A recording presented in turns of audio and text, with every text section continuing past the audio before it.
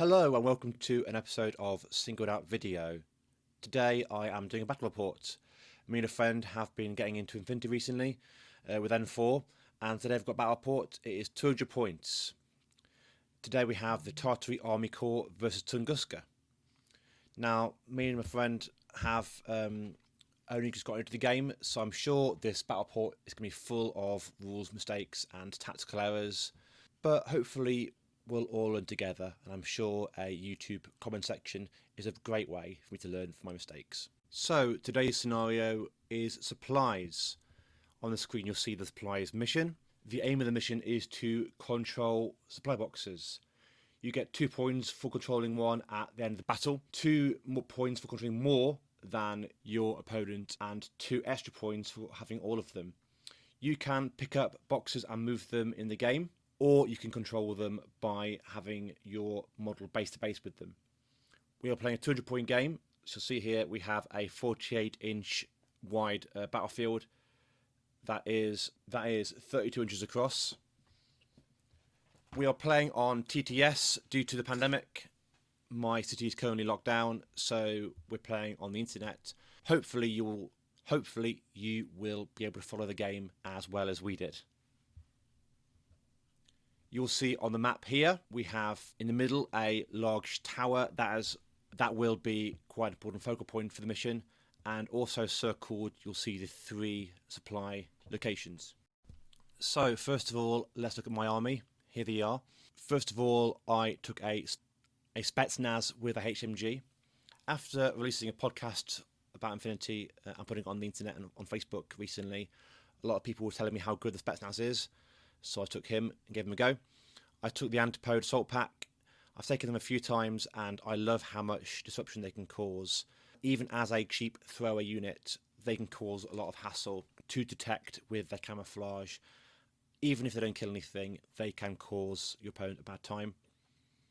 I also knew that my opponent would probably take some models with hidden deployment, so I was planning on maybe using them as a sensor screen, moving them forward as far away from each other as they can to do a mass sensor to try and uncover any hidden foes. I also took a veteran Kazakh as my lieutenant. I wasn't sure about taking him as that choice. I couldn't afford to give him anything larger than a T2 rifle, but I wanted to use him fairly aggressively rather than hiding him, and for that reason I also took Vasily, because Vasily in this list has chain of command, so I thought if the Kazakh dies because he is being too forthright with his gun, Vasily can take over. I also took a scout with an Adropnik and mine layer, a hacker mercenary, a paramedic, and that's it. 200 points. Ignore the max points 300, that's a mistake. It was a 200 point game. He took a Heckler with a jammer and a fast panda, 2 Spectres, both with multi-sniper rifles, a Tartary with combi rifle and medikit, 5 Securitates, including 2 with shotguns and the rest of the rifles, and a Interventor Lieutenant Hacker. So here's the battlefield, now for deployment. As you can see, in typical, well, as far as I'm aware typical, I'm still quite new to this game, typical style for Ariadne, there are camera markers absolutely everywhere. At the front there, you will see the scout hidden away with that red circle, and his 3 mines are deployed around him. There on the screen now, highlighted, is the Spetsnaz with HMG. Vasily is there, and the remaining 2 markers are the decoys. On the screen there, you've got the Heckler with his jammer. There you have the Interventor Lieutenant, and highlighted there is the Tartary Doctor, and the Securitates are scattered throughout the army. So I won the roll-off and elected to go second, so my opponent elected to go first because that's the rules. So we have Tunguska turn 1. First of all, I used a command token to lower his orders, and then my opponent used a command token for a coordinated order to move several of his troops further up the board, as you'll see here and here. He then decided to clear away my mines. Well, he didn't know they were mines at the time, but he decided to decloak his hidden deployment sniper and detect mines and shoot at them. This took him quite a few orders. He failed at least one of his detect rolls. So when all the dust had cleared, he had revealed and destroyed one mine and revealed another but not destroyed it. So unfortunately for him, he spent a lot of his turn clearing away those tokens. Whilst it felt like it was a good turn for me doing that and making him sort of burn his orders up, I guess it had to get done. Those mines could be absolutely devastating. So it's a bit of work he had to get done. I'm not sure whether decloaking his Spectre so early on was a good idea. As we'll talk about later on in the game, we think that an early sort of reveal was probably not the best of ideas. Time for Tartary Army Corps turn 1. First of all, my Spetsnaz revealed himself and decided to take plenty of shots at the Spectre. I was concerned about the control of the board that Sniper Rifle had. There was 2 orders worth of heavy machine gun firing towards him. Several shots hit the Spectre, but the Spectre passed his armour rolls both times and then eventually passed a guts check and then failed a guts check and went prone. This meant, of course, he wasn't dead, but him being prone meant I could move up that part of the board without being impeded by anything else. My antipode then ran forward. He was able to reveal one of them, and then he revealed his second Spectre sniper, took a shot at my revealed antipode and killed him. I then moved my scout up the tower to go base to base with the supply token. He was so far up and high up, he was pretty much able to stand there most of the game without being impeded. He was prone to make sure that people further down couldn't see him, but I knew it would take a lot of resources for my opponent to control that area. I was pretty sure he could sit there, be safe, and be a good bank of VP for me at the end of the turn. After that, my Spetsnaz shot at the other Spectre, now they've been revealed. Again, lots of machine gun shots. A few connected, again, more past armour saves, and a failed guts check meant he went prone. Finally, because the whole area now is clear of AROs, my veteran Kazakh moved around to cover this fire lane to make sure anyone who came around would be shot at. He took a pot shot at a Securitate who's quite far away.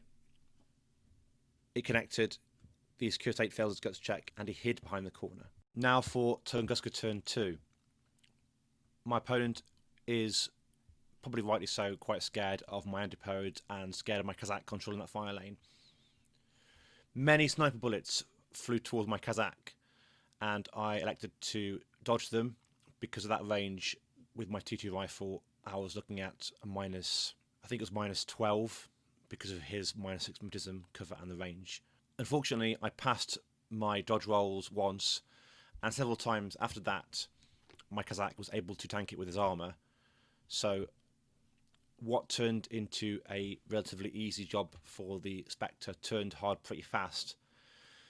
He was aware he was starting to throw orders away at trying to achieve one objective, so he changed focus to my antipode pack. So he moved forward a bunch of his models, including the Heckler there, with a coordinated order. He discovered one of the antipodes who was revealed,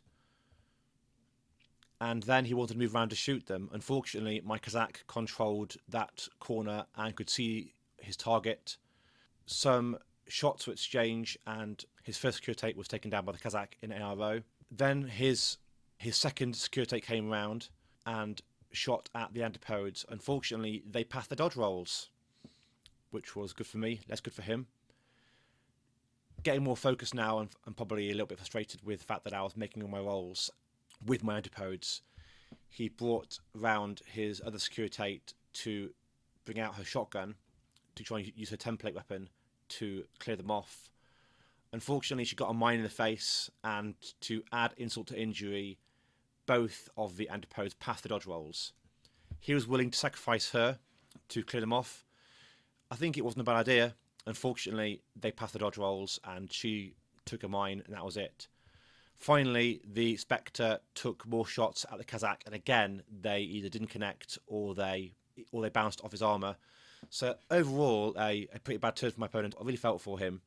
I know that the Antipodes have a good dodge stat, but they passed quite a few rolls, and he was pretty unlucky with some of the AROs there. So, unfortunately, it was a very, very poor turn for him.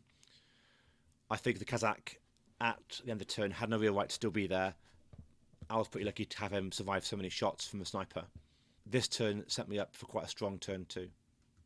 So forward with Tartary Army Court turn 2. My Antipodes wanted to take out his Spectre sniper, so they spent an order to recloak and super jumped up the building. One of them went base to base with his Spectre and was detected immediately. He was shot in ARO by a Securitate further down, his Heckler as well as his Spectre. Unfortunately, these didn't connect, and he was able to make the Spectre unconscious with a melee attack. They then leapt down again to control the supplies box. I then moved Vasily round, who still hadn't decloaked, towards the final supply box I didn't control. My Kazakh moved forward and went on suppressive fire to make sure that when his Spectre lifted themselves up and stopped being prone, he could shoot at them. Vasily then moved around, grabbed the supply box. There was a ARO from this person here, but he was able to dodge it, and he dragged the supply box into a corner. At this point, I controlled all 3 supply boxes, so my opponent conceded. And in true TTS style, he won the right to flip the table into the void. It was a tough game for him. Afterwards, we talked about what he could do differently. His list, as you have seen, is quite hacker heavy, and Ariadne, of course, haven't got many hackable targets. But we discussed maybe using a lot more repeaters to do spotlight on my pieces.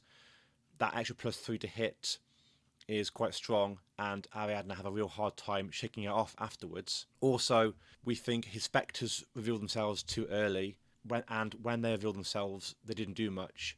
Also, because they were snipers, revealing them that far up the board meant they're often at poor range bands. If his Spectre near the Antipodes, for example, had a boarding shotgun, he could have made some short work of them. Finally, my Scout at the top had a fairly easy time of it. If he put one of his Spectres up there in hidden deployment, he could have revealed himself and shot my Scout in the face, and nothing I could have done about it. So we think maybe some Spectres with shotguns further up would have been a better choice. It's only his second game with Tunguska, only my fourth, I think, with TAC. Both of us are still learning N4. We will see how it goes and what we can improve with our armies next time round. So that is it. Thank you for listening, or indeed watching. I have a podcast. I have had it for some time. You'll see here a picture of it on iTunes and a link in the description. It covers currently a lot of talk about Infinity. Also, thanks to my Patreons. I also run a Patreon where we have bonus content available. Again, with the release of N4, it is fairly Infinity focused. And so these people here over the past few years have been super useful in supporting me and allowing me to continue babbling nonsense over the internet. Thank you for watching, and I will see you all next time.